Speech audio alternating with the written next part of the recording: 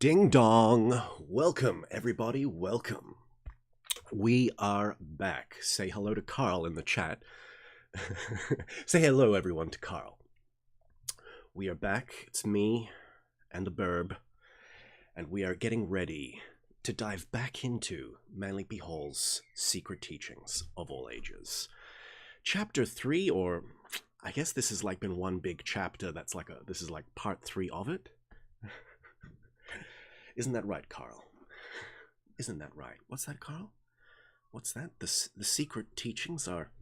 The real secret teachings are the friends we made along the way. Of course they are. Of course they are. And you know what that means? Donate right now. To help out this channel and these live streams, you can help out by becoming a subscriber. By giving a one-time donation via PayPal, or maybe just dropping a little bit of fart coins in those crypto wallets. You know what I'm saying? You know what I'm saying?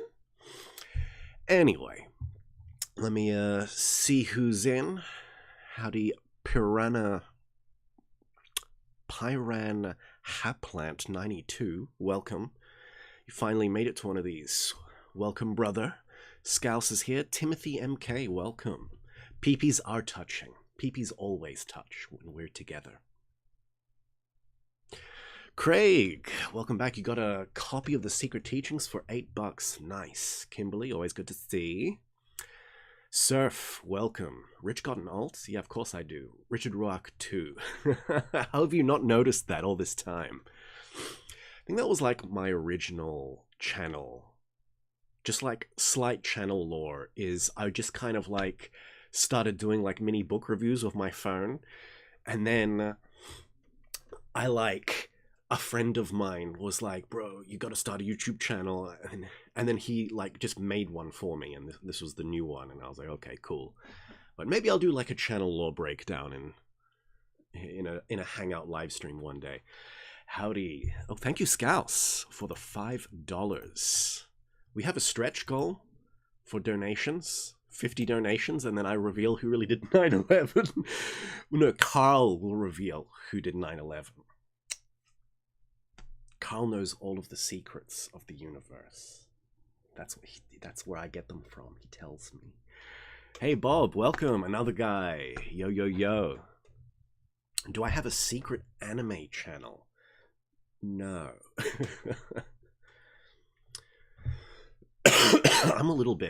I'm coming off of a bit of a sickness, guys, so if I'm like coughing all through this, I'm sorry. But let's just jump right into it, shall we? Part 3 of the Ancient Mysteries. The most famous of the ancient religious mysteries were the Eleusinian, of course they were, whose rites were celebrated every 5 years in the city of Eleusis, hence the name, to honor Ceres, Demeter, Rhea, or Isis. Okay. And her daughter. Oh, okay, so these are all the same goddess in a syncretic way. Usually they just say Demeter. And her daughter, Persephone. It blew my mind once. I was reading up on this, and they, instead of, writing Persephone, they gave her the Roman name, or it's called Proserpine. And I was looking at that like, who is this bitch? And I was like looking at Proserpine, and I was like, Proserpine are they just spelling it wrong? It's like, no, Proserpine is just another Persephone. I think it's the Roman equivalent or something, but if you ever see that like fool trolled me one time. But yes, Persephone gets taken to the underworld by Hades. Hades just... I think Hades gets a bad rap in this story because, Zeus is chronically unfaithful, and Hades, he takes Persephone, but he stays loyal. He's loyal, bro.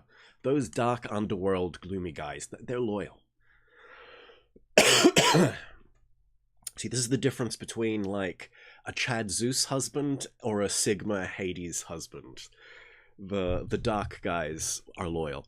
Now, ladies, get yourself a loyal goth guy. Loco S, welcome. The initiates of the Eleusinian school were famous throughout Greece for the beauty of their philosophic concepts interesting, which none of which have survived. Or, I mean, we've got some fragments left. But fundamentally, from the myth, we can tell there's going to be some kind of descent, or this initiation. To ascend, you must descend. Let's see if we get there. Concepts and the high standards of morality, which they demonstrated in their daily lives. Did they? Okay. Because of their excellence, these mysteries spread to Rome and Britain. Really?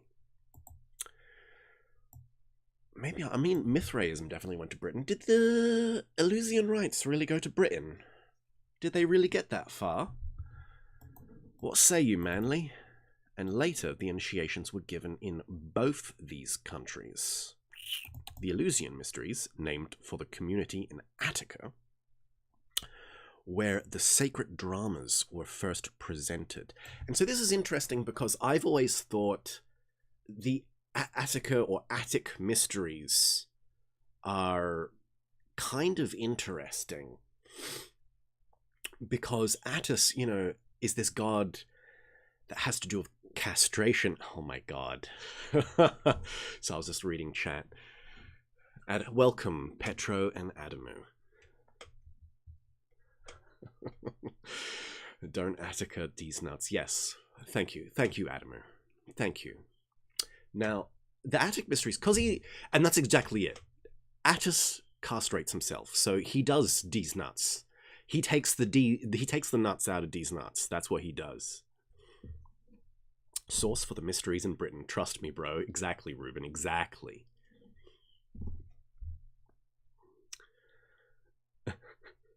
What was I talking about? Yes. Attis.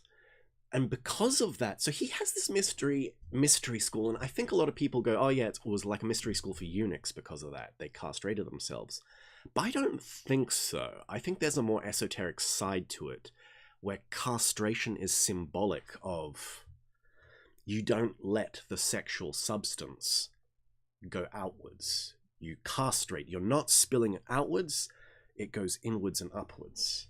Because what's that substance? That creates a body. It creates life. Or creates a body for an essence. Whereas if it goes inwards and upwards, it can also create, but it creates something different. Howdy, Tyler. Welcome. Making biscuits, delicious. God, one day, Tyler, one day. No balls, whereas the S. Exactly, Kimberly.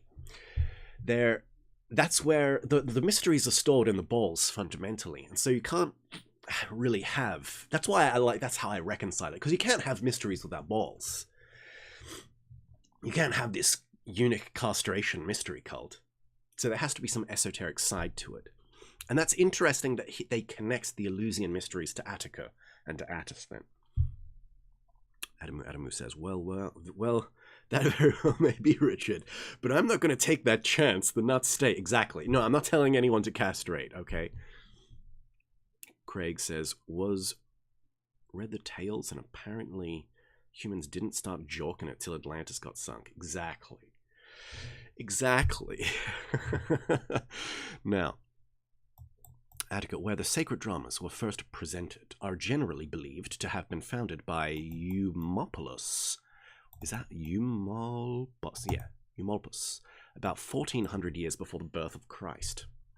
And through the Platonic system of philosophy, their principles have been preserved into modern times.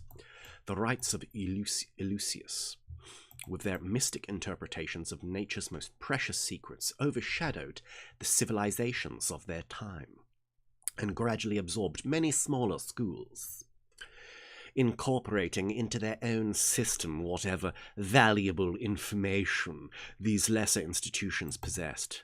Hecathon sees the mysteries of Ceres and Bacchus, a metamorphosis of the rites of Isis and Osiris. Okay, so that's interesting. So he's claiming that Hecathon sees an Egyptian origin, and I think years later, Algis Uzani, what's that guy's name? Algis Uza something. Bruh.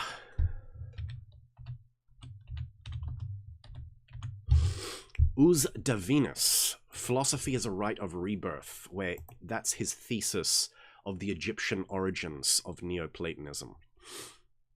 This thesis is echoed and developed probably to its greatest extent in this book, is what I was trying to say. But I can never remember this bro's name. What is this even? Is this Polish? What was it? What was Algius in the end?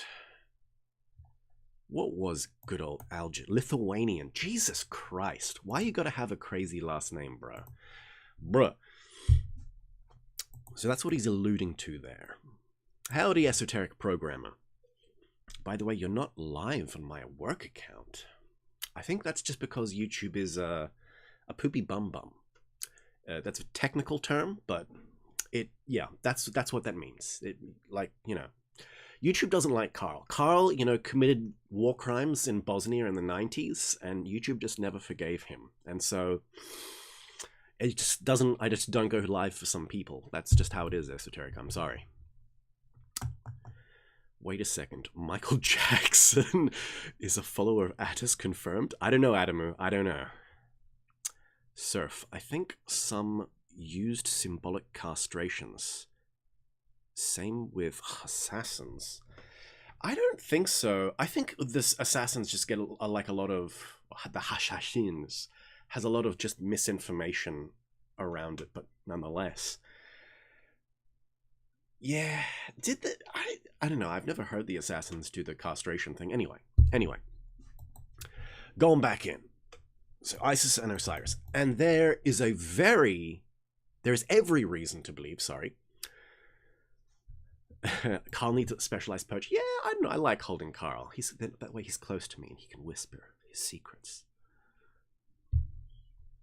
Esoteric programmer, you did your first LVX. Lesser banishing ritual this week. It's been wild. Good. Nice. Good to hear, bro. Good to hear. Get those energies moving in the astral. Start cultivating the astral light, baby. Let's go. Good stuff. And there is every reason to believe that all so-called secret schools of the ancient world were branches from one philosophic tree. Ooh, manly. Getting a little, dare I say, perennialist. One philosophic tree, with its roots in heaven and its branches on earth. Oh, baby. Is like the spirit of man. An invisible but ever-present cause of the objectified vehicles that give it expression. The mysteries were the channels through which this one philosophic light was disseminated, and their initiates, resplendent with intellectual and spiritual understanding, were the perfect fruitage of the divine tree, bearing witness before the material world of the recondite source of all light and truth. Beautiful. That was a great paragraph right there. That's like perennial philosophy par excellence, explained beautifully in that paragraph. Well done, Manly. I want to high five Manly just through the astral back in time just for that one thing. That was beautiful. Hey, Necrodancer, welcome. Manly just keeps getting wilder and wilder. Yes, he does, Petro. Yes, he does. The rites of Eleusis were divided into what were called lesser and greater mysteries. Sometimes lesser, sometimes you see major mysteries, so it's like lesser mysteries, greater major mysteries, minor mysteries, major mysteries, or lesser and greater. Sorry, that's the thing. According to James Gardner, the lesser mysteries were celebrated in spring, probably at the time of the vernal equinox. Interesting. In the town of Agré, and the greater in the fall, the time of the autumn equinox at Eleusis or Athens. Interesting. At the time of the autumn equinox, it is supposed that the former were given annually, and the latter every 5 years. The rituals of the Eleusinians were highly involved and to understand them required a deep study of Greek mythology, PP Big, which they interpreted in its esoteric light with the aid of their secret keys. This is very manly. I don't know about this. That's a very manly p-hole take right there. The lesser mysteries were dedicated to Persephone. In his Eleusinian and Bacchic mysteries, Thomas Taylor, based, sums up their purpose as follows. The lesser mysteries were designed by the ancient theologists, their founders, to signify occultly the condition of the purified soul invested with an earthly body and enveloped in a material and physical nature. Hey, Voices in the Wild. Welcome. I would say, now, to talk about lesser mysteries, or minor mysteries and major mysteries, I would say what differentiates minor mysteries from major mysteries is everything you do is minor mysteries up until awakening. And then once you have awoken, then everything after is the major mysteries. So the things that you categorize into that is, and what does it mean to awaken? This is going to get into like such a big freaking tangent. But it's like, because awakening doesn't just mean like, I took the red pill and now my political views are different. It's like, awakening doesn't mean you changed an opinion, bro. Shut the fuck. Like, awakening literally means an ontological change in your level of being. Awakening means you have access to another category of knowledge that normies don't have. I would say you can connect awakening to something like what Gurdjieff would call access of the higher cylinders, or what in the Golden Dawn tradition they would say would be connection to the Holy God, knowledge and conversation of the Holy Guardian Angel.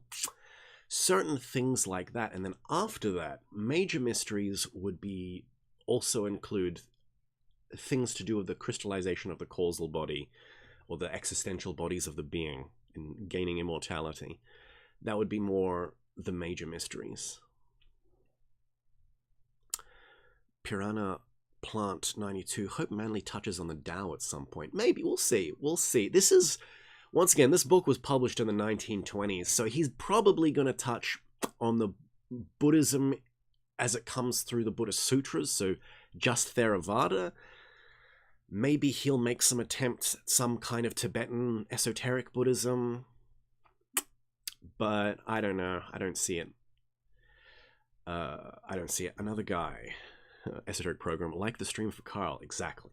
Another guy, Richard. In Taoism, does a left-hand path or demonic path exist? Or would it be a different type of philosophy altogether? So this is hard because like left and right are just... Left and right hand path means something different in the East and the West.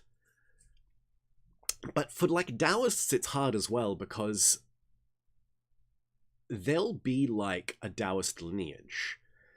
And then one guy in the lineage will be like a weird, like, rapist, basically, who goes around the countryside doing Taoist alchemy, sexual deviant practices, and he'll take a 13-year-old virgin and use her yin energy and then discard her immediately and just continuously take 13-year-old virgins from the countryside to, like, you know, boost himself to always keep something pure. And then, like, the guy he trains will be this poet who only ever loved one woman and, you know, was clearly a good guy and never sinned, like, never did anything whatsoever. Never did anything too bad whatsoever, kind of that, you know, that kind of thing. And it's like... It kind of looks like it went from, like, there's this Taoist lineage and it's just like white, black magician, and then just he trained a white magician somehow, and then it just keeps going, and you're like, what? Huh? So it's hard to, like, make distinctions like that. Like, is there demonic paths? Yeah, sure. There's demonic paths. I mean, and this is hard as well. It's like, because this would be something similar to in the West, where now people like look at medieval manuscripts and it's like working with demons, and it's like, no, all of those most of the medieval manuscripts that are like necromantic and work with demons are made for priests to summon demons and then torture the demons, because that's what you did back in the day. Back in the day, it was like the duty of priests to summon demons and torture them for knowledge and information. That's a thing you would do. And so, like, the same thing as in Taoism, you, like, if you're a Taoist worth your salt, you would, like, should be able to, like, summon a demon and exercise it. So it's like, the thing is, it's like, where people talk about, it's like, is there a dark alchemy path where you make black mercury? That doesn't make sense. That concept doesn't make sense whatsoever. What it would be is, because it's like black mercury is brute mercury, you can't do anything with it. It's not like, they think black color evil, so is there like a dark alchemy? That actually, it doesn't make sense. The black doesn't, black just means raw in alchemy, raw material. It doesn't mean evil. And so it's like, so people who are like, I do dark alchemy, they're just retarded. They're not even like demonic. They're just retarded. They're actually not doing anything.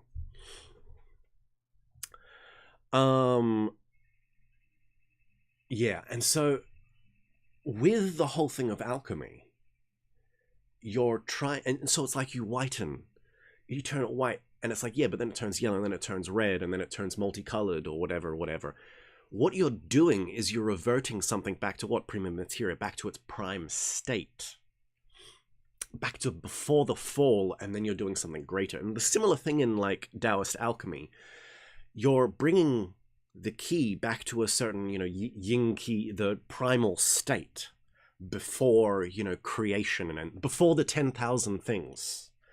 You're trying to get a little bit of that primal key, and it's like, that's what you're trying to do. What's your method to get there? There are going to be some methods that are slow, and then there are going to be some methods that, I'm not going to say they're fast, I'm going to say they're risky.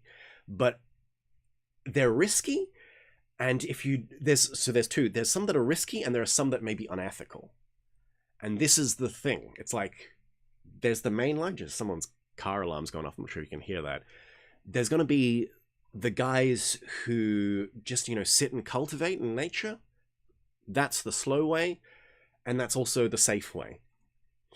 And then there's going to be some people who try some abnormal, like, here's what you got to do. You got to get naked and, like, shine sunlight into your butthole, and then do, like, an enema on the full moon while drinking mercury. And trust me, bro, by using intention, and, like, you can actually move the mercury in your body, and by pushing it through the, like, channels in your body, it opens the channels, man. And then it just blasts, and just immediately you gain magical powers. And it's like, that's incredibly risky, and if you do it wrong, you just get mercury in your system and you die. And then there's unethical, where it's like, I guess, like, killing a dude and draining his pineal gland, and then, like, using weird substances like that to try and propel yourself forward on the path. That would be the kind of equivalent of what we're talking about, another guy. Do those things exist? I'm sure they do. But the thing that I have is the path that's risky and the paths that are unethical. There's no guarantee that they work. And so it's just kind of like, what's even the point in attempting those ones? I don't want to get a mercury enema and then just fucking die. I know the, like, slow way, and it's safe, and it's, like, gay, but it's like, no, just, like, at least give me a way that works. That's my thinking. Anyway, I hope that answered your question, another guy. Necrodancer, thank you for the $11. Where are you from? What do you do for fun? Can you participate? What? Where am I from? Planet Earth, baby. That's where we're all from. What do I do for fun? Read. Read and sneed, baby. Read and sneed, baby. I mean, I'm just busy, so I don't have much fun many times. I play chess. That's something I do for fun, I guess. Piranha plant. 90% of my knowledge of the Tao comes from Chinese cultivation games anyway. You know what? It is wrong. Like, it's not exactly true, but there's this weird kind of framework that has just transplanted itself from Taoism onto cultivation novels and games. And it's one of those things, I've said this before on stream, but it's one of those weird things, Piranha Plant, where like every now and then I think like an author, because they're an artist, like intuitionally their subconscious will say something true, almost something that can actually help you actually do cultivation. And it will, like, a character will say that in like a cultivation novel or something, and you'll be like, that sounds a little interesting, that sounds like a little real. But anyway, most of our cultivation novels are what? They're stories, they're narratives, and what do narratives have? Archetypes. There's something there that gives a little something. But anyway.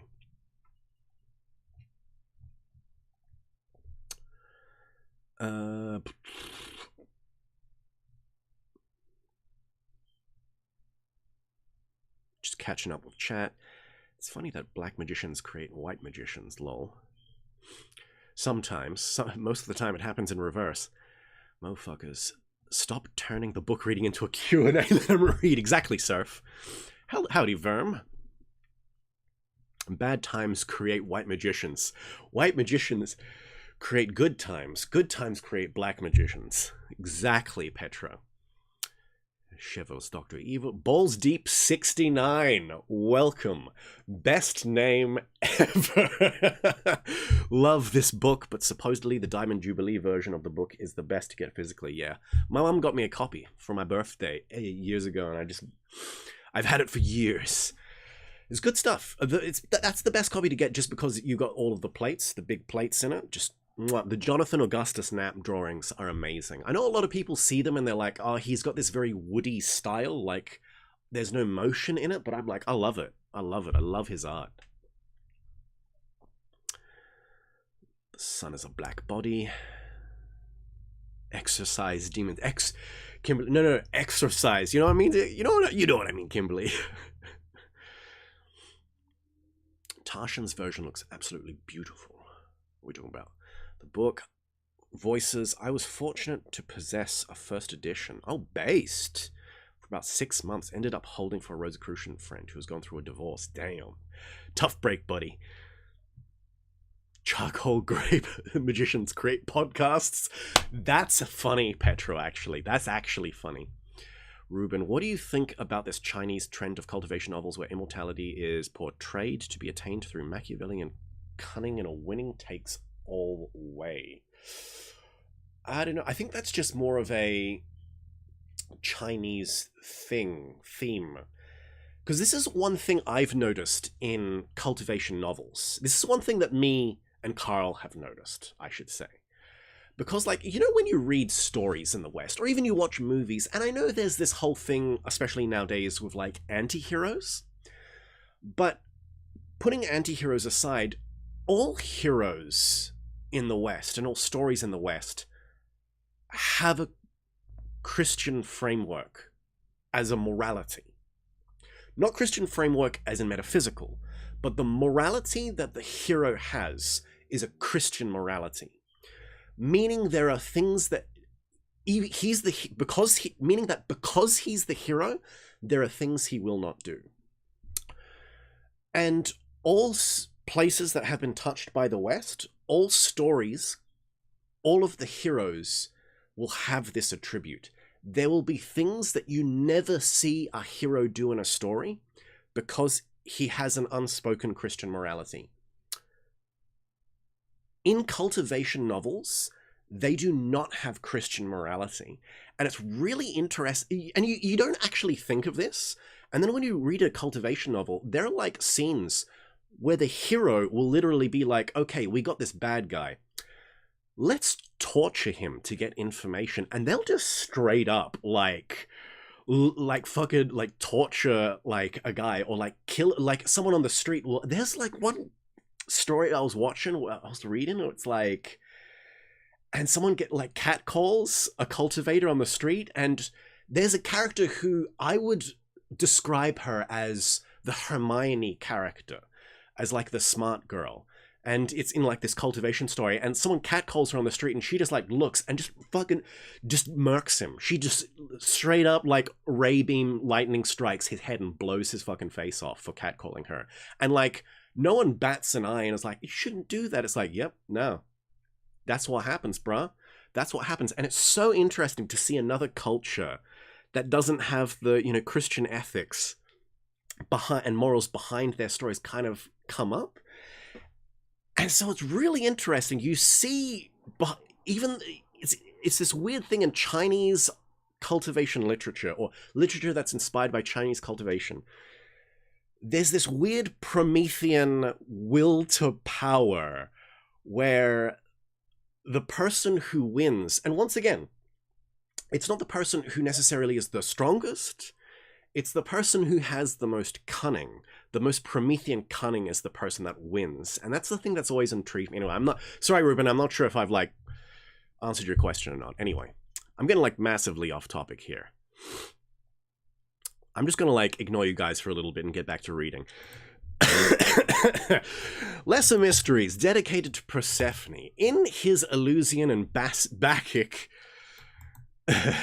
Thomas Taylor, blah blah blah. The legend used in the lesson, writes, is that of the abduction of the goddess Persephone, the daughter of Ceres by Pluto.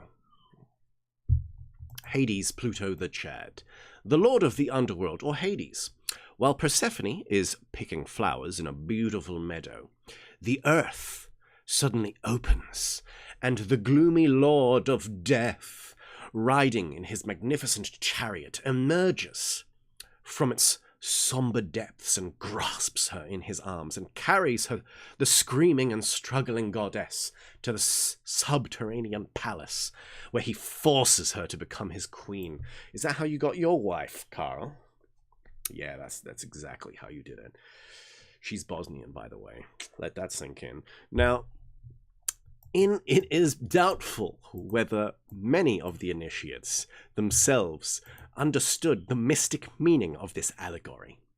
For most of them, apparently believed that it referred solely to the succession of the seasons. It is difficult to obtain satisfactory information concerning the mysteries, for the candidates were bound by I hate dyslexia. I hate being dyslexic. I hate it. Inviolable oaths. I'm just going to keep reading. Never to reveal their inner secrets to the profane. At the beginning of the ceremony of initiation, the candidates stood upon the skins of animals, sacrificed for the purpose. This is one thing you see in a lot of things. Yeah, standing on the skins of animals. This is interesting, because once again, what is the animal? The animal is the lower nature. So by standing on it and proceeding in an initiation in that way, you are saying the precursor, or the prior results, the preliminary attributes that you need to have before even being qualified to take this initiation is you need to be able to stand upon your animal nature. That's what that means. And vowed that death should seal his lips. Seal them lips, baby. Before he would divulge the sacred truths which were about to be communicated to him. Through indirect channels, however, some of their secrets have been preserved. The teachings given to the neophytes were substantially as follows. Pardon me. The soul of man. Okay, so these are Eleusinian teachings. The soul of man, often called psyche. That's interesting. Oh yeah. Okay, let's just keep going. Let's keep going. Psyche, and in the Eleusinian mysteries, symbolized by Psyche, Persephone. Interesting. Is essentially a spiritual being.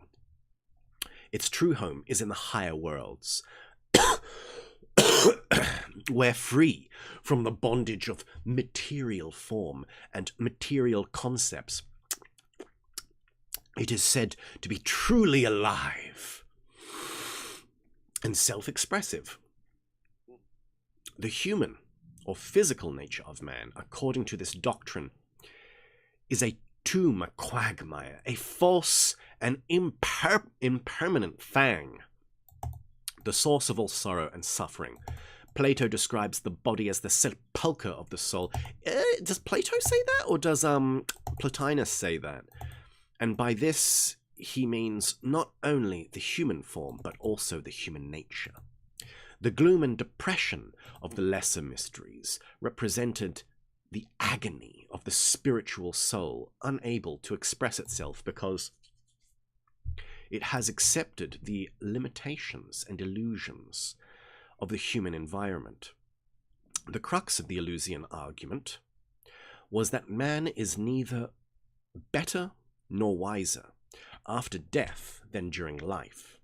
If he does not rise above ignorance during his sojourn here, man goes at death into eternity to wander about forever. So basically, if you die normally, you just die like an animal. But if you're able to be initiated when you die, then you live. Then the true life is after death. Making the same mistakes which he made here. Yeah, you go off eternally making the same mistakes. Cringe. And that's cringe, dog.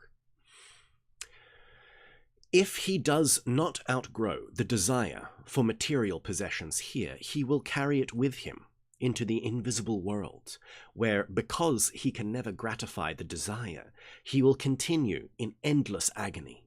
Dante's Inferno is symbolically descriptive inferno of the sufferings of those who never freed their spiritual natures from the cravings, habits, viewpoints, and limitations of their plutonic personalities, those who made no endeavor to improve themselves, whose souls have slept during their physical lives, passed at death into Hades, where lying in rows they slept through eternity as they slept through life. That's interesting, he's bringing Dante's Inferno here. But there is one part in Dante's Inferno that I think is definitely reflective of that. What is it? Let me go Dante Inferno. Miser? Fuck.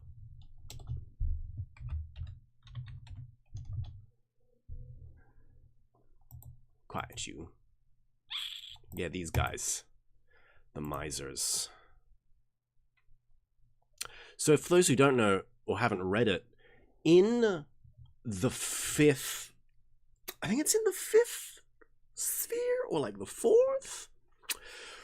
What are the spheres again? It's like gluttony, lust, gluttony, lust. God, it's been a while. But these guys, what the deal is here is when Dante and Virgil come close to these guys, they see a bunch of guys rolling boulders up a hill. It's very Sisyphus. It's very Sisyphus coded. There are guys in a part of the Inferno who are rolling boulders up hills, and then as they almost get to the top, the boulders roll down and they chase after them. And when they get closer, he realizes that the boulders are actually huge sacks of money. And the symbolism here is actually brilliant, because everywhere else in the Infernos, the people are trapped, fundamentally. They're trapped in coffins, they're fused to the ground, like these guys here. This guy cannot leave the Inferno. Whereas the whole deal with like these guys is they could leave any time. They could walk out of the Inferno any time. But they're so greedy and they're so addicted to their cash that they can't they can't leave it behind. So they eternally try to push their like sacks of gold up out of like hell with them. But it just never works, and they continuously rolls down again, and there's devils with pitchforks like prodding them as they like, you know, run back, and it will scare them away. And it's like, that's such good symbolism. That's basically what happens. That's a symbolic rendition of what Manly is saying happens here. If you don't succeed and gain initiation in this life, you're doomed to be cringe forever. That's just what happens. That's just, I didn't make up the rules, guys. You're just, you can't be based anymore. You just become cringe. Now I'll read some more of chat now that we got some stuff down. Now that I got some reading done. Actually, you know what? I'm going to keep reading. I'm going to read down to Forced Snuggle Time of Persephone. To the Eleusinian philosophers, birch into the physical world was death in the fullest sense. What does birch mean? Birth. Okay, maybe birth into the physical world? Death in the fullest sense. And only the true birth was that of the spiritual soul of man, rising out of the womb of his own fleshy nature, which, you know, the symbol of the soul of the spiritual man is a cockatiel. Isn't that right, Carl? Isn't that right? Yeah, that's right. Carl knows what's up. Carl knows what's up. The soul is dead that slumbers, says Longfellow. I bet he's a Longfellow.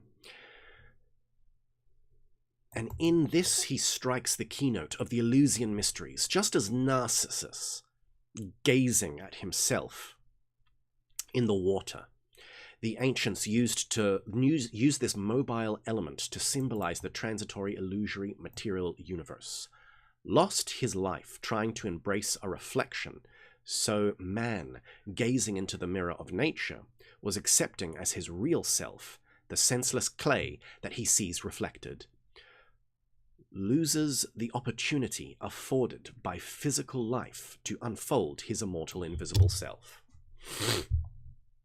An ancient initiate once said that the living are ruled by the dead. Only those conversant with the Eleusinian concept of life could understand that statement.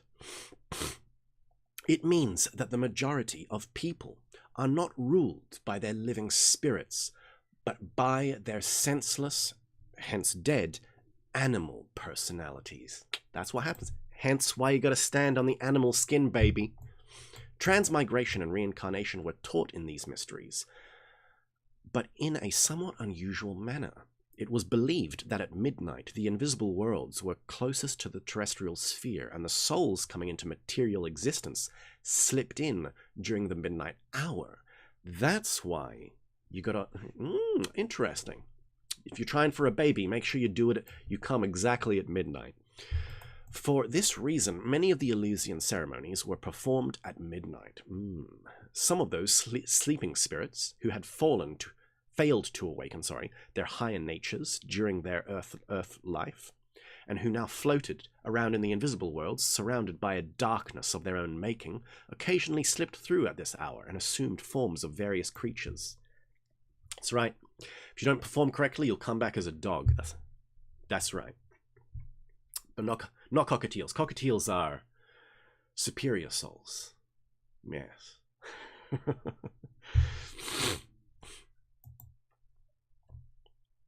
Another guy says, read and dual cultivate. Exactly. We'll buy a dual cultivation girlfriend, says Adamer.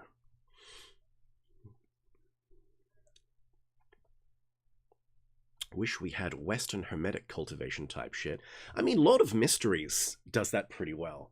That's like, it's got all the cultivation literature elements, but it uses basically the Golden Dawn magic system as like its metaphysics backbone. It's pretty interesting.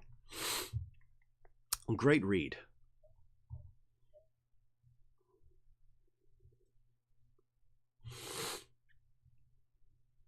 Daniel Harris, welcome to the chat. Nice profile pic, Daniel Harris. Did you use, my self-observation video thumbnail as your profile pic? That's nice. That's cool. We got some handsome man number 4s here, indeed. Yes. Yes. Thank you, Daniel. Thank you. Carl is a chivalrous king. He would never, says another guy.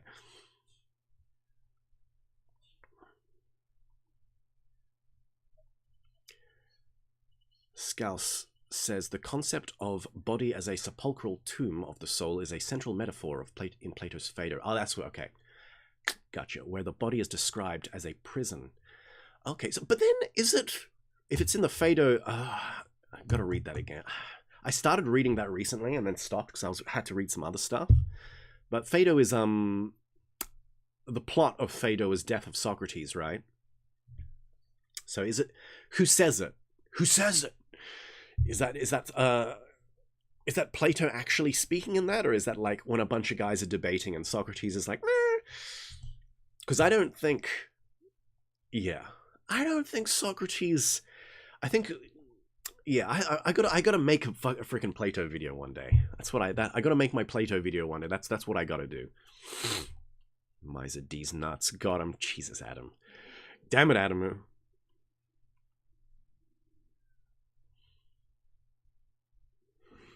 Adam. This fall, Eleusinian Isekai. Let's go. Exactly. This is the thing. If you do the work, if you gain initiation, you're able to isekai yourself into a new world. If you fail, then you don't. You get isekai'd, but you get isekai'd into like the dog isekai.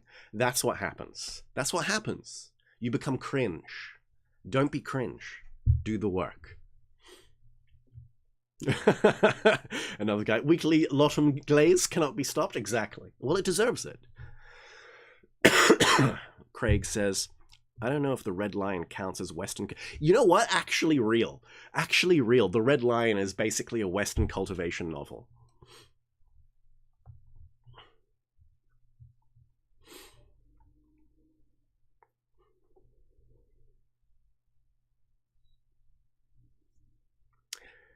Adamu says, if I were selling bracelets with ontological anchor function, would you buy one?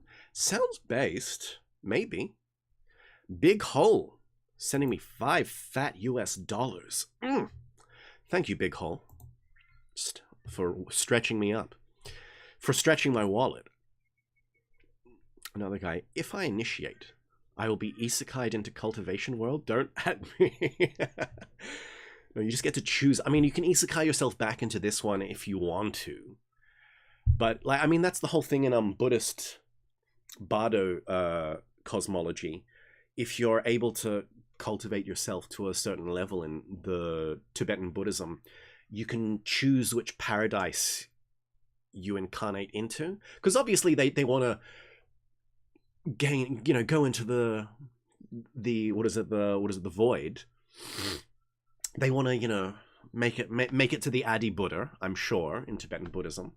But there's concepts that, like, if you can't get there in this life, you can, through the bardos, get into certain paradises. And there's one paradise where it's like, if you get into this one paradise, you're then assured supreme enlightenment. It just takes really long because there's no suffering in that one paradise. So what does that sound like? That sounds like there are different worlds that you can get isekai'd into if you cultivate yourself to a certain delineation. And you can choose to take a bodhisattva vow and come back here, gay. Or what about the beings in other dimensions, bro?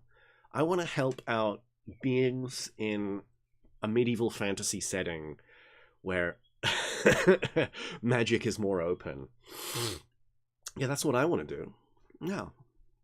Bruh, let's do it. Daniel Harris, I isekai'd my way into the symbolic and cannot get out. That's beautiful. Good on you, Daniel. Ruben, Socrates said it, but in the Timaeus, Plato has a more favorable view, which greatly confused later Platonists. Exactly. Socrates said it. Socrates, there's an interesting interplay in Plato's work, but let's not get into it.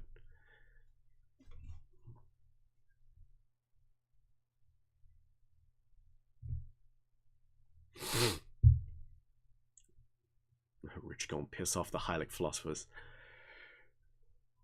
Craig, how Rudolf Steiner talked about this, something about owing to the people around you to come back to help them. Nah. Brian M., welcome. People talking about Caves of Cud now. I never played it, but I think I saw the Ceph video. I'll rewatch it after the stream, just so I can understand what all you guys are talking about. Now let's talk about the forced snuggles of Persephone. From Thomason's Recul des Figures, Gros themes fontaines, vases et orets ornaments. Pluto, the lord of the underworld, represents The body intelligence of man. Interesting. That's interesting. That's hot, actually. That's highly esoteric. And the rape of Persephone is symbolic of the divine nature assaulted and defiled by the animal soul and dragged downward into the somber darkness of Hades. That's interesting because if it's our body intelligence, then in a way, using our awareness and putting it into our body, that's where using Hades to try and find Persephone within us. Or in a way, maybe that's more like Orpheus trying to get Eurydice. No, who's... It is Orpheus and Eurydice. Yeah, that's right.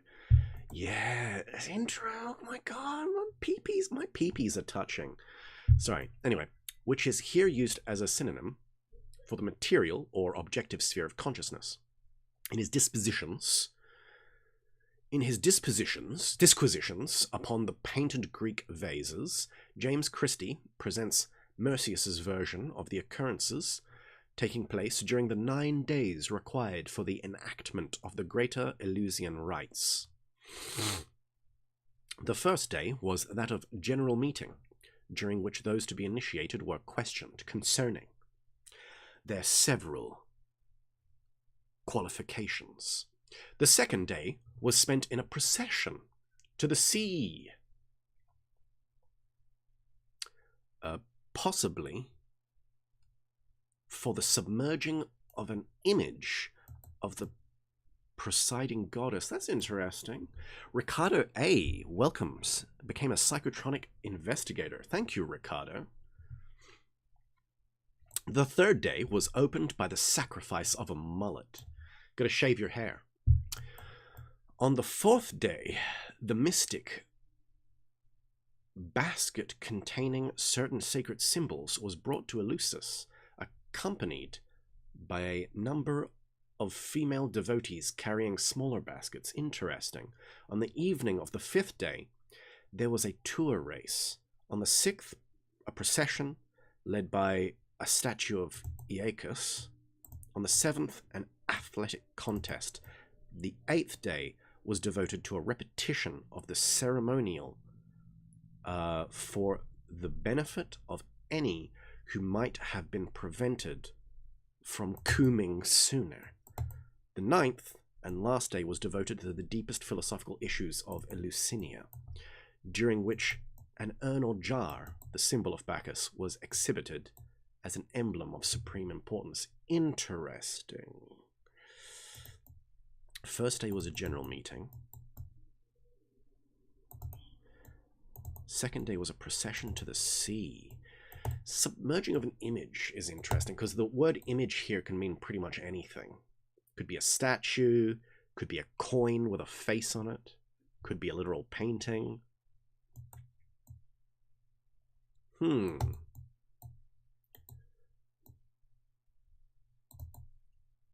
Sacrifice of a mullet.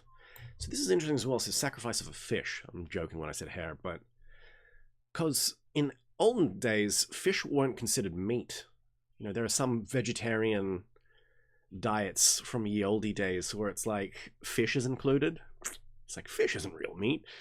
Fish aren't animals, and so you know, they're a creature from another world, i.e., the underworld, the ocean, the abyss.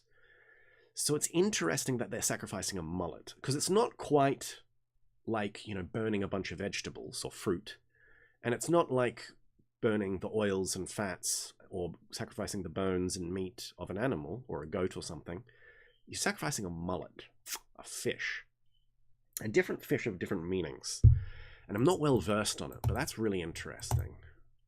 Let's just try to memorize that, see if that symbol comes back later. On the fourth day, the mystic basket containing sacred symbols. And we got a procession of females carrying baskets of symbols. Fifth day included a torch race. How very... I guess this is continued by the Olympic Games. So you have a race where people race while carrying torches, and you got to either win but also try to not blow out your torch. That's interesting, because what is this really? That's symbolic of who's the best at carrying fire or carrying light. Very symbolic there. And the 6th was a procession by statue of Iacus. Well, who was Iacus? I'm Iacusing right now.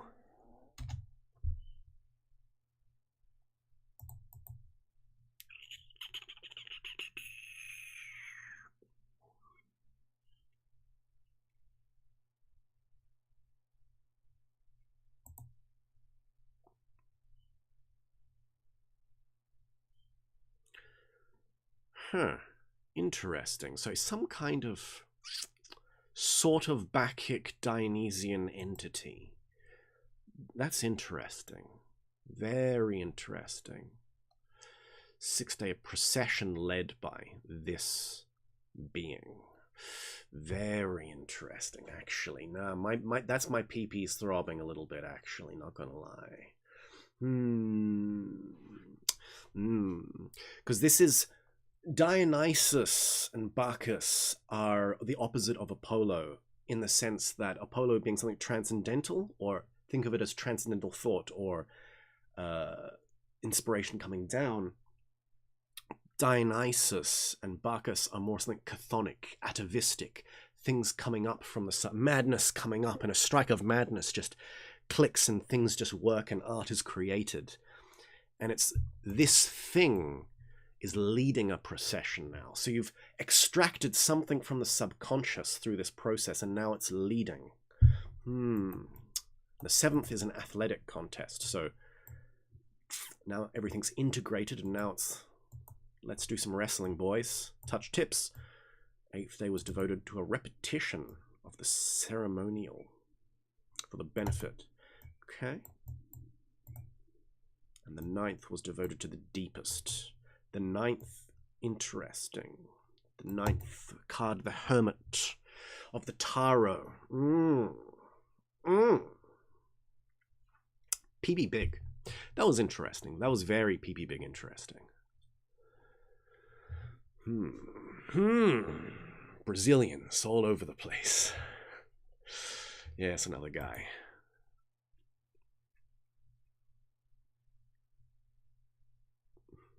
Oh, yeah. Or a plushie. An image can also be a plushie. I'm not sure if they had plushies in ancient Greece. Carl was there, because Carl is eternal and unchanging. Isn't that right, Carl? Yes, yes.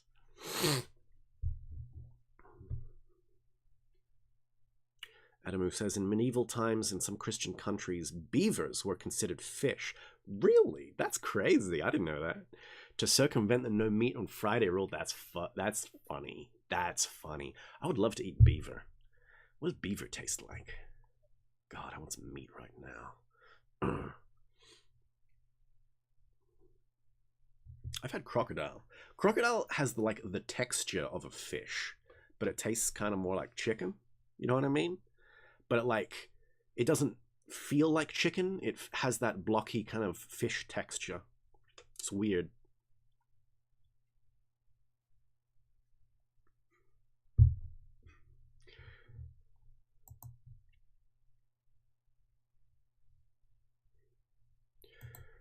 The mystics of Eleusis also laid stress upon the evil of suicide. Exactly. Suicide?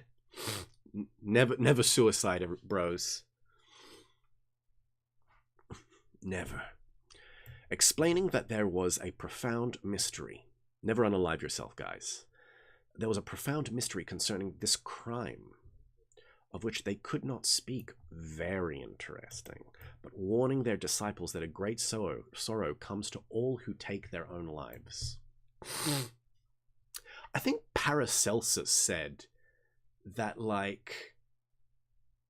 your astral body can't enter, if you commit suicide, your astral body can't, enter into any other realms, because until your vital body, because it's if you commit suicide, what happens is you cut your life short, but all of that energy, that vital force, is still there in your etheric body, and it just has no way to be used. So you basically just get stuck, kind of frozen where you committed suicide, and you can't kind of leave until time elapses where you would have naturally expired anyway. And so you're just forced to see the consequences of your actions in that small area where you committed suicide. So it's like, never unalive yourself, bros. This, in substance, constitutes the esoteric doctrine given to the initiates of the lesser mysteries, as the degree dealt largely with the... And this is also, I should mention, unaliving yourself is very different. Is a completely different thing from, like, knowing you're going to die, but like, or knowing that it's like a suicide mission, but you take upon yourself a suicide mission because it's a heroic act that will save another person's life. That's actually different. That's like the mercy and the grace. The gods respect that, and they're like, no, that was a Chad move, and grace gets bestowed upon you for that. But if you're just like, I can't stand it anymore, taxes are too high, like that's not going to work out well for you. Just telling you right now. This, in substance, constitutes the esoteric doctrine given to the initiates of the lesser mysteries, as the degree dealt largely with the mysteries of those who failed to make the best of their philosophic opportunities. The chambers of initiation were subterranean, and the horrors of Hades were vividly depicted in a complicated ritualistic drama. After passing successfully through the tortuous passageways with their trials and dangers, the candidate received the honorary title of Mystis. Yes. Mystis dies na... Anyway. This meant one who saw through a veil, or who had a clouded vision. Mystis. Oh, that's a great one. Okay, yeah. If you're able to see through the mist, basically, is a Misty. If you're Misty from Pokemon, you can do it. It also signified that the candidate had been brought up to the veil, which would be torn away in the higher degree. The modern word mystic, as referring to a seeker after truth. Mystic, according to the dictates of the heart along the path of faith, is probably derived from this ancient word, for faith is belief in the reality of things unseen or veiled, the greater mysteries, into which the candidate was admitted only after he had successfully passed through the ordeals of the lesser, and not always, then, were sacred to Ceres, the mother of Persephone, and represented her as wandering through the world in quest of her abducted daughter. Ceres carried two torches, intuition and reason, pee-pee, to aid her in the search for her lost child. Is it really intuition and reason, or is that just modern translations? I want to know what the ancient Greek words for her two torches. At last she found Persephone not far from Eleusis, and out of gratitude taught the people there to cultivate corn. Jimmy crack corn, and I do care, which is sacred to her. She also founded the mysteries. Ceres appeared before Pluto, god of the souls of the dead, and pleaded with him to allow Persephone to return to her home. This the god at first refused to do because Persephone had eaten the pomegranate, the fruit of mortality. At last, however, he compromised and agreed to permit Persephone to live in the upper world half of the year if she would stay with him in the darkness of Hades for the remaining half. So she gets to be with her mum for half the year, and then she gets to go back to be with her goth boyfriend for the rest of the year. Sounds like a good deal. Not gonna lie, ladies. Not gonna lie. But it's interesting. So there's this feminine force that's searching for your soul in the world. So this is why the mysticism is seen as feminine. The first gate, the first door is female. It's Demeter, Ceres, is calling to us, or that which is within us.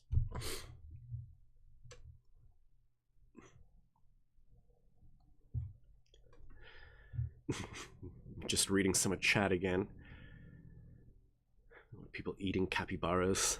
Brian M. They didn't have butt plugs. What? Yes, fantasy writers used real words to make fake words. There is no eldritch moment. What?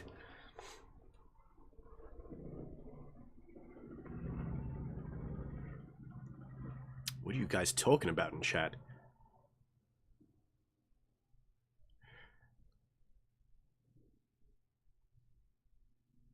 Ruben, Evola has a good essay on unaliving yourself. Oh, is that in The Bow and the Club? I've been always meaning to read that or get that book, but I'll get to it. Okay, that's interesting. Is it in that book or is it somewhere else?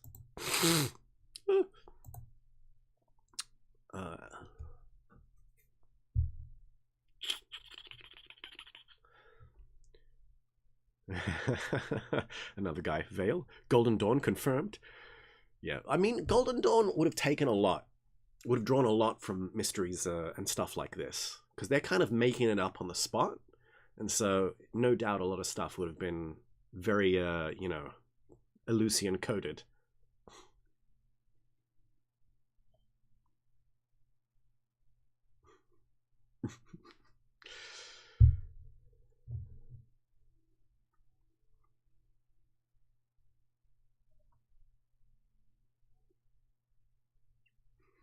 PP very throb.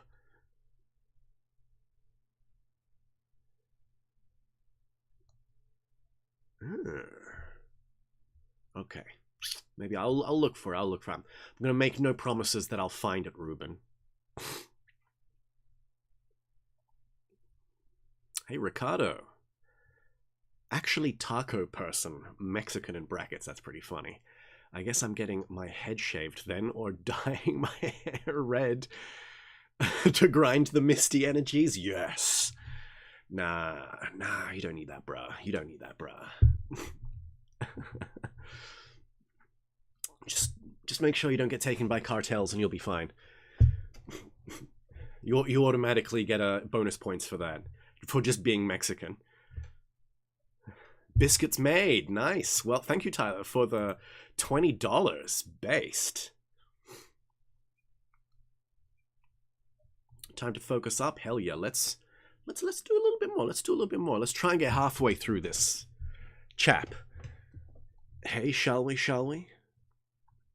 Ceres, the patron of the mysteries. Oh, from a mural painting in Pompeii.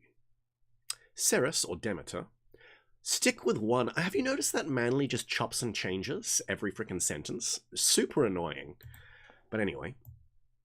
Ceres, or Demeter, was the daughter of Kronos and Rhea, and by Zeus, the mother of Persephone. Jesus, like right there, he's just flippant between Greek and Roman. Some believe her to be the goddess of the earth, but more correctly, she is the deity protecting agriculture in general, and corn in particular.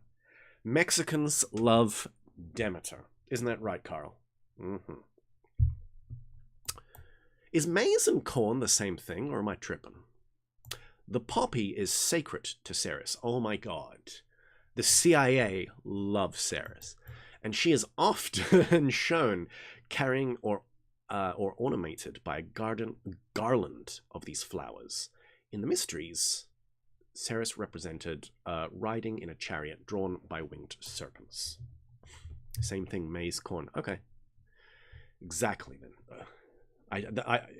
Then my statements stand true.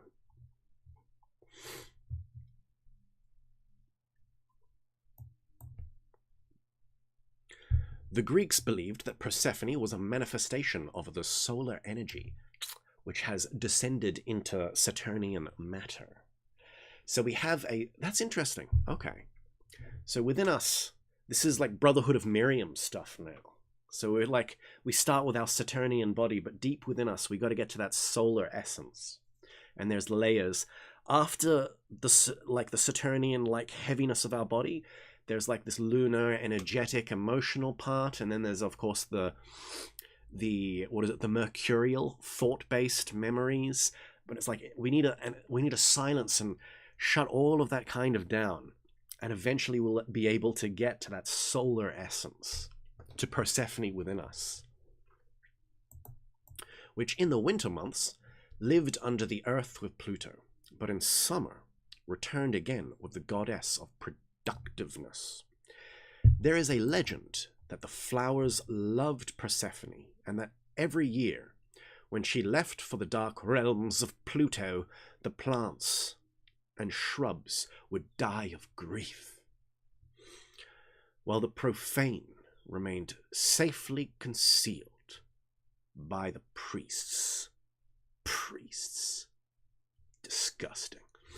Who alone recognized the sublimity of these great philosophic and religious parables. Thomas Taylor epitomizes the doctrine of the greater mysteries in the following statement. The greater mysteries, obscurely intimated by mystic and splendid visions, the felicity of the soul both here and hereafter, when purified from the defilement of a material nature and constantly elevated to the realities of intellectual spiritual vision. Just as the lesser mysteries discussed the prenatal epoch of man, when the consciousness in its 9 days, embryologically months, was descending into the realm of illusion and assuming the veil of unreality. So the greater mysteries discussed the principles of spiritual regeneration and revealed to initiates not only the simplest but also the most direct and complete method of liberating their higher natures from the bondage of material ignorance. Like Prometheus, baby, chained to the top of Mount Caucasus. Man's higher nature, yeah, that's right, is chained to his inadequate personality. Goddamn personality. Ooh, Ruben, I just found a Evola essay on unaliving yourself. It's called The Right to One's Own Life in East and West. It is collected in the book East and West. Okay. I'll check that out.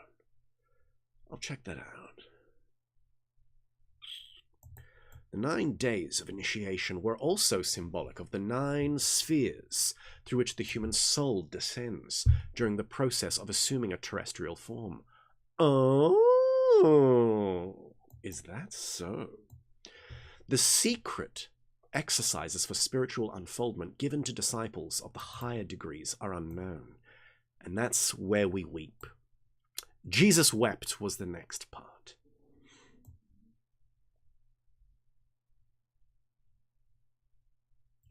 But there is every reason to believe that they were similar to the Brahmanic mysteries, since it is known that the Eleusinian ceremonies were closed with the Sanskrit words onks om pax. Yeah, so about that. Onks om pax, so yeah, Golden Dawn, baby. Golden Dawn bros, you know what's up here. Onks om pax is like the closing chant of a lot of Golden Dawn rituals. Pretty sure, what does it? It means like light and extension or something. Light, of course, is your consciousness, so you're calling for your consciousness to expand. And you're the higher consciousness, aren't you, Carl? Yeah. But it's like, he's claiming it's a Sanskrit word, which was transferred to Greece. It's like, you know the Jesus's last words, Father, forgive them, for they have Father, why have they forsaken me, or something like that. But it's not actually that, and there's some controversy where some guy found, if you like phonetically take what Jesus's last words on the cross were and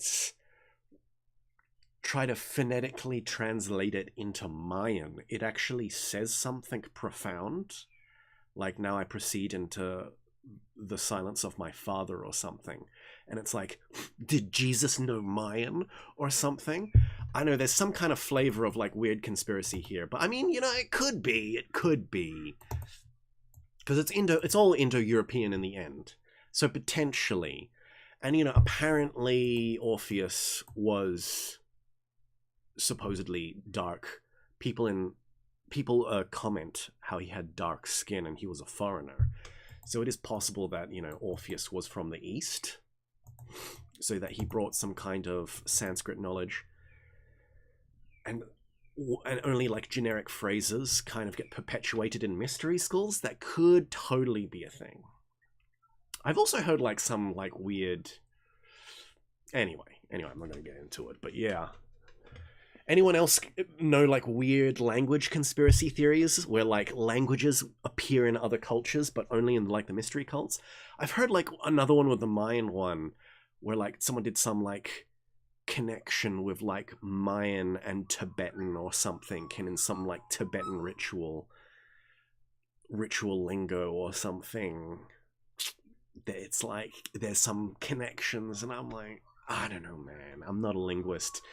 And everyone who like talks like this always gets like dunked on by other linguists, so, and philologists. But yeah, maybe there's something to it.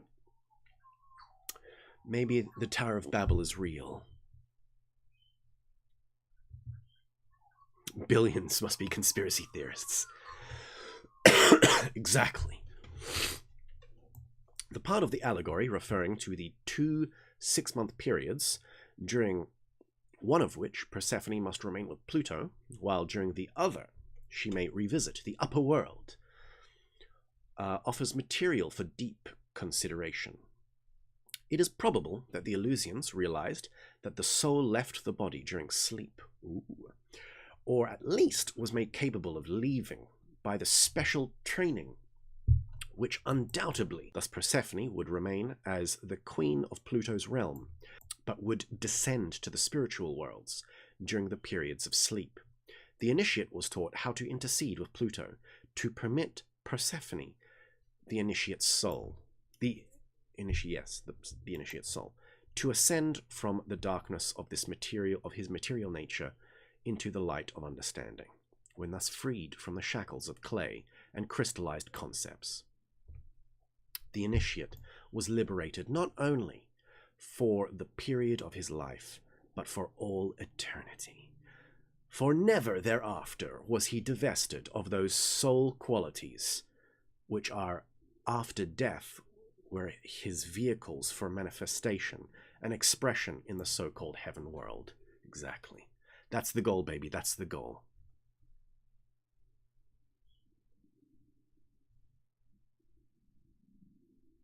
Oh, Scouse read a 4chan thread stating that reconstituted Hebrew is from English in reverse? Huh. I don't know. That sounds kind of retarded, bro.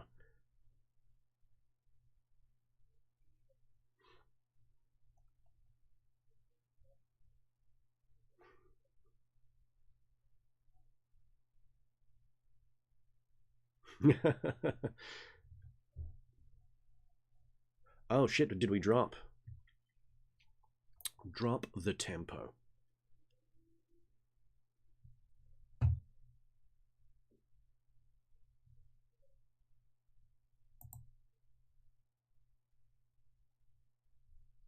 Oh no.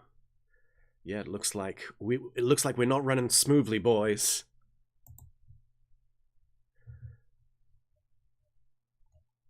How far we got? Orphic mysteries coming up. God. I'm gonna read down to here maybe, and we'll call it, just because we're dying maybe? Oh, we'll see. We'll see. I mean, it looks like we're back. It looks like we're back. Are we back? Okay. In contrast to the idea of Hades as a state of darkness below, the gods were said to inhabit the tops of mountains, a well-known example being Mount Olympus, where the 12 deities of the Greek pantheon were said to dwell together. In his initiatory wanderings, the neophyte therefore entered chambers of ever-increasing brilliancy to portray the ascent of the spirit from the lower worlds into the realms of bliss. As the climax to such wanderings, he entered a great vaulted room, in the center of which stood a brilliantly illumined statue of the goddess Ceres. Here, in the presence of the Hierophant and surrounded by priests in magnificent robes, he was instructed in the highest of the secret mysteries of Eleusis.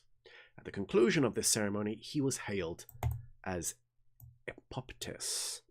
So this is like a based, what do you call it? A based title. Epoptes means you're an adept. You're a big boy now. Welcome to Big Boy Club. We back? Excellent, we're back. Which means Epoptes, one who has beheld or seen directly. For this reason, also initiation was termed autopsy. Autopsy. The Epoptes was then given certain sacred books, probably written in cipher, together with tablets of stone on which secret instructions were given, or engraved, sorry. In the obelisk in Freemasonry, John A. Weiss describes the officiating personages, the obelisk in Freemasonry of the Eleusinian Mysteries, as consisting of a male and a female hierophant who directed the initiations, and a female altar attendant. There were also numerous minor officials. He stated that, according to Porphyry, the hierophant represents Plato's demiurgus. Oh, but Plato's demiurgus, not the Gnostic demiurgus, or creator of the world. The torch, demiurgus bearer. The sun, the altar man. The moon, the herald. Hermes or Mercury. And the other officials, minor stars. I'm starting to see like some more inspiration for like the like different positions in like Golden Dawn rituals and stuff.